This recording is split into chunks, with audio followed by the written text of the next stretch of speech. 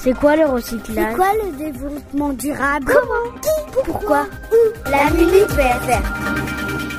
Je m'appelle Emma Rouanet. Qu'est-ce que l'écologie? L'écologie, c'est la science qui étudie l'environnement vivant, les êtres vivants, et dans leur milieu.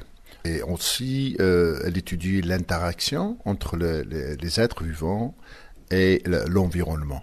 Donc, à l'origine, l'écologie, c'est un mot qui devient du grec. C'est la science de l'habitat. Donc, qui étudie tous les aspects en relation être vivant et l'habitat. En général, dans le domaine scientifique, l'objet a pris, avec les années, plusieurs dimensions.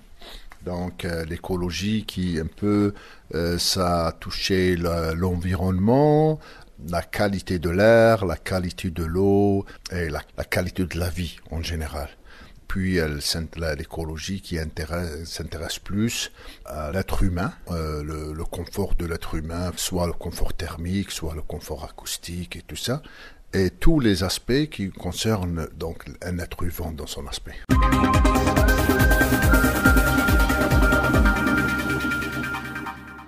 Bonjour, je m'appelle Léa et je vais vous poser une question. C'est quoi le développement durable? Le développement durable, c'est le développement qui répond aux besoins du présent sans compromettre la capacité des générations de futur à répondre à leurs besoins.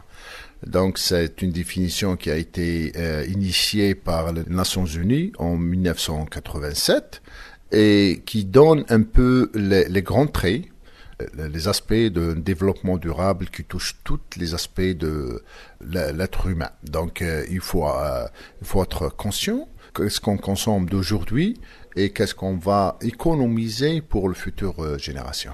Et quand on parle de développement durable, c'est un process qui essaie de réconcilier l'aspect écologique, l'aspect économique et l'aspect social. Donc, les trois paramètres, les trois piliers d'un développement durable.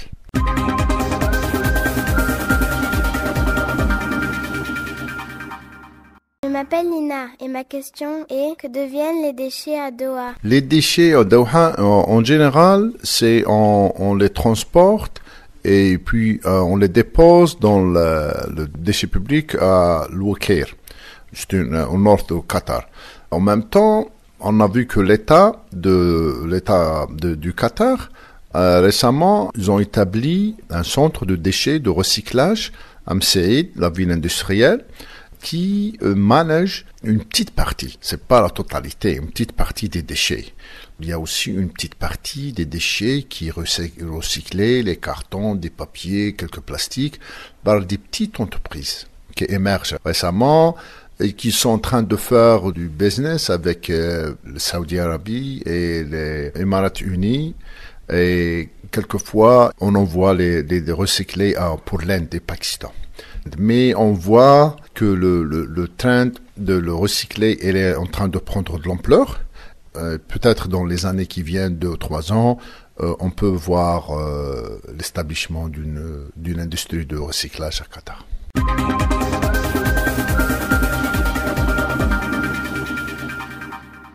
Je m'appelle Nour et je veux savoir quelles sortes de déchets peuvent nous rendre malades. Il y a plusieurs catégories de déchets. Il y a des déchets qui ne sont pas nuisables, il y a des déchets qui sont dangereux.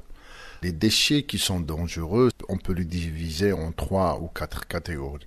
Mais le plus dangereux, c'est les déchets qui viennent des hôpitaux, des cliniques et tout ça, parce qu'ils ont un aspect d'infection.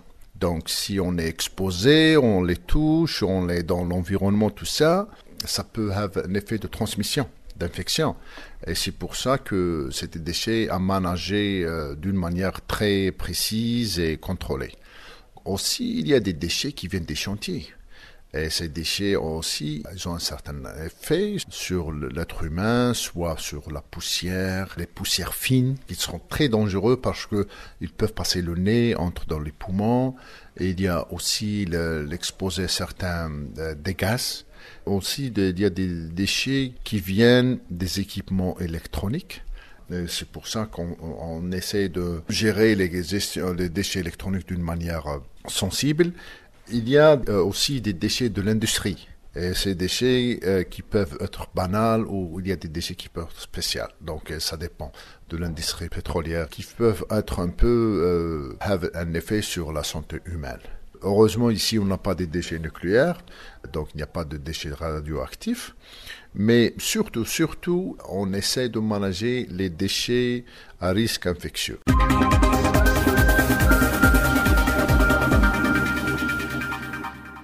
Bonjour, je m'appelle Izzy, j'aimerais vous poser une question. Pourquoi le recyclage des déchets au Qatar n'existe-t-il pas? Le recyclage, c'est une industrie. Donc, une industrie, il faut qu'elle apporte de l'argent. Si le recyclage n'apporte pas d'argent, on ne peut pas voir les gens venir. Donc, mais maintenant, avec les incentives de l'État, avec les facilités que l'État peut donner, on peut changer le trend, mettre plus d'efforts et donc d'avoir une industrie de recyclage qui apporte de l'argent et qu'il y a beaucoup de compagnies. Maintenant, on voit 3 ou 4 petites compagnies qui émergent parce qu'ils sont en train de faire de l'argent un peu. Mais si demain, il y a beaucoup d'argent dans le recyclage et les gens achètent les produits recyclés, les gens comprennent l'importance du recyclage, de réutiliser, donc ça peut devenir une industrie qui apporte de l'argent et là, les banques vont investir, les gens vont investir et ça sera un boom dans le côté de recyclage.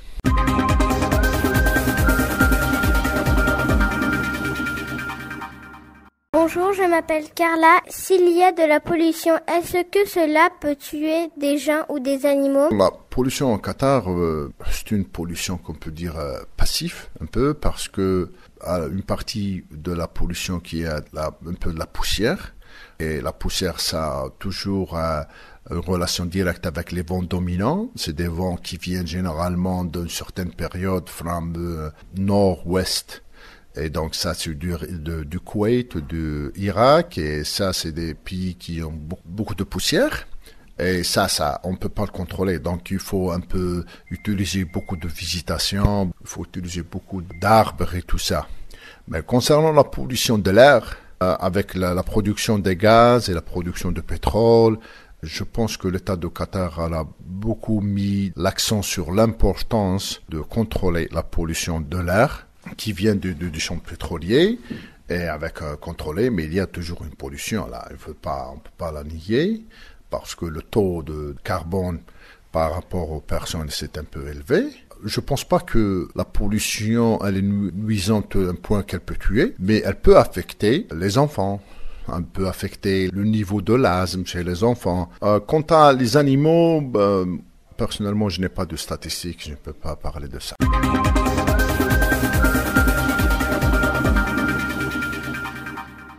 Je m'appelle Carla. Sur un site, j'ai vu que le Qatar est le champion de la pollution. Pourquoi? Je suis pas sûr que Qatar est champion dans ce domaine-là. Il y a un taux élevé des déchets, mais la bonne chose, c'est qu'il y a une intention de le gérer. Donc, on voit une industrie, petite industrie émergente. On voit que l'État, il a compris l'importance de recyclage et la gestion des déchets, soit industriels ou managers.